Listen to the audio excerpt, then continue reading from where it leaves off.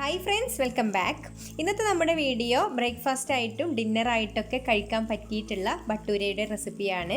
അപ്പോൾ പെർഫെക്റ്റ് ആയിട്ടുള്ളൊരു ബട്ടൂരയുടെ റെസിപ്പിയാണ് കേട്ടോ ഇത്. അപ്പോൾ നമുക്ക് പെട്ടെന്ന് തന്നെ ഇതെങ്ങനെയാണ് തയ്യാറാക്കുക എന്നുള്ളതൊന്ന് നോക്കാം.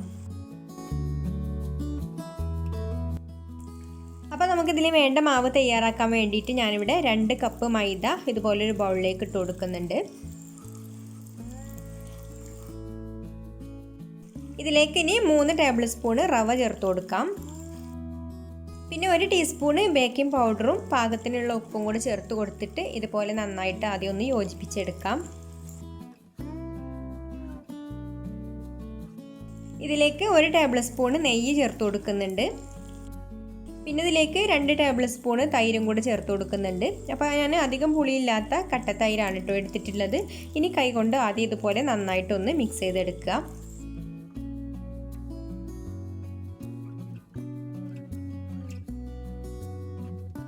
എന്നിട്ട് നമുക്കിതിലേക്ക് ചെറുതായിട്ട് ചൂടുള്ള വെള്ളം ഒഴിച്ചു കൊടുത്തിട്ട് ഒന്ന് കുഴച്ചെടുക്കാം. അപ്പോൾ ഒരുപാട് വെള്ളം ചൂടായി പോകരുത് കേട്ടോ, ചെറിയൊരു ചൂട് മതി, ആ തണുപ്പൊന്ന് വിട്ടു പോയാൽ മതി. ഒഴിച്ചു കൊടുക്കുമ്പോൾ വെള്ളം കൂടി പോകരുത് കേട്ടോ, കുറേശ്ശെ ഒഴിച്ചു കൊടുത്തിട്ട് കുഴച്ചെടുക്കാം. ഇപ്പോൾ നമ്മൾ ചപ്പാത്തിക്കൊക്കെ കുഴക്കുന്ന ആ ഒരു പരുവത്തിൽ കുഴച്ചെടുത്താൽ മതി.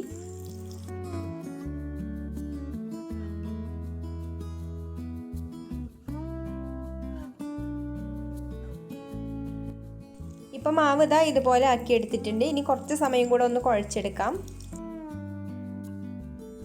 അപ്പം നമ്മുടെ ബട്ടൂരയ്ക്ക് വേണ്ട മാവ് ഇവിടെ ഇതുപോലെ നല്ല സോഫ്റ്റ് ആയിട്ട് ഞാൻ കുഴച്ചെടുത്തിട്ടുണ്ട്. ഇനി നമുക്ക് ഈ ഒരു ബൗളിൽ തന്നെ വെച്ചിട്ട് ഇതിൻ്റെ മുകളിൽ ഡ്രൈ ആയി പോകാതിരിക്കാൻ വേണ്ടിയിട്ട് അല്പം ഓയിലൊന്ന് ഒഴിച്ചു കൊടുക്കാം. എന്നിട്ട് ഒരുപാട് വേണ്ട, അല്പം മതി. എന്നിട്ട് എല്ലാ ഭാഗത്തും ഇതൊന്ന് സ്പ്രെഡ് ചെയ്ത് കൊടുക്കുക. ഇനി ഇത് അടച്ചു വെച്ചിട്ട് നമുക്കൊരു 2-3 മണിക്കൂർ റെസ്റ്റ് ചെയ്യാനായിട്ട് മാറ്റി വെക്കാം. ഇപ്പോൾ നമ്മൾ മാവ് കുഴച്ച് വെച്ചിട്ട് ഇപ്പോൾ 2 മണിക്കൂറായിട്ടുണ്ട് കേട്ടോ. സമയം ഉണ്ടെങ്കിൽ ഒരു 3 മണിക്കൂർ വരെയൊക്കെ വെക്കാം. അപ്പോൾ മാവിടെ നല്ല സോഫ്റ്റായി വന്നിട്ടുണ്ട്. ഇനി നമുക്കിത് ഒന്നും കൂടെ കുഴച്ചെടുത്തിട്ട് ചെറിയ ഓരോ ഉരുളയാക്കി എടുക്കാം.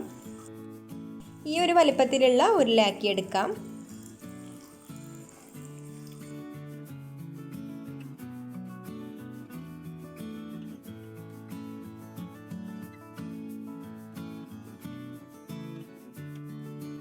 അപ്പോൾ മുഴുവൻ മാവും ഇതുപോലെ ചെറിയ ഓരോ ഉരുളാക്കി വെച്ചിട്ടുണ്ട്. ഇനി നമുക്ക് ഓരോന്നും എടുത്തിട്ട് പരത്തിയെടുക്കാം.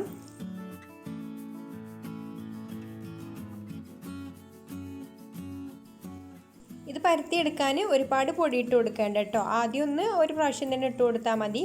അല്പം പൊടി ഇട്ട് കൊടുത്തിട്ട് ഇതുപോലെ റോളർ വെച്ചിട്ട് നമുക്ക് റൗണ്ട് ഷേപ്പിൽ പരത്തിയെടുക്കാം.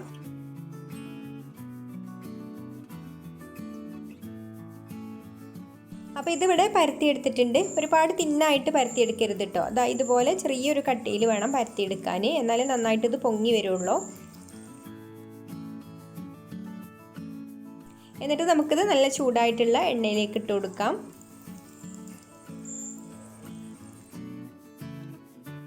ഒരു സൈഡ് പൊങ്ങി ബാക്കി ഭാഗം പൊങ്ങാതെ നിൽക്കുകയാണെങ്കിൽ ഇതുപോലെ പതുക്കെ ഒന്ന് പ്രസ് ചെയ്ത് കൊടുക്കുക. അപ്പോൾ ഇതുപോലെ നന്നായിട്ട് പൊങ്ങി വരും. അപ്പോൾ ഒരു സൈഡ് ഗോൾഡൻ കളറായി വന്നിട്ടുണ്ട്. ഇനി നമുക്കിതൊന്ന് മറിച്ചിട്ട് കൊടുക്കാം.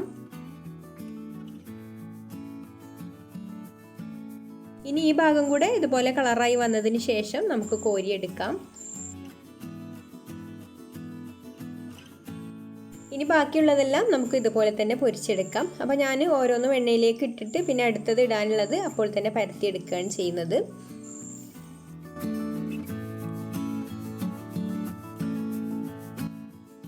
അപ്പോൾ നമ്മുടെ ബട്ടൂര എല്ലാം ഇവിടെ റെഡി ആയിട്ടുണ്ട്. അപ്പോൾ എല്ലാവർക്കും ഈ ഒരു റെസിപ്പി ഇഷ്ടമായിട്ടുണ്ടാവുമെന്ന് വിചാരിക്കുന്നു. ഇഷ്ടമായിട്ടുണ്ടെങ്കിൽ ഒന്ന് ലൈക്ക് ചെയ്യുക, അതുപോലെ ഷെയർ ചെയ്യുക, നിങ്ങളുടെ അഭിപ്രായങ്ങളൊക്കെ താഴെ കമൻറ്റ് ചെയ്യുക. പിന്നെ എൻ്റെ ചാനൽ സബ്സ്ക്രൈബ് ചെയ്യാത്തവരാണെങ്കിൽ ഒന്ന് സബ്സ്ക്രൈബും കൂടെ ചെയ്ത് സപ്പോർട്ട് ചെയ്യണേ. അപ്പോൾ ഇനി മറ്റൊരു നല്ല റെസിപ്പിയുമായിട്ട് അടുത്ത വീഡിയോയിൽ കാണാം. താങ്ക്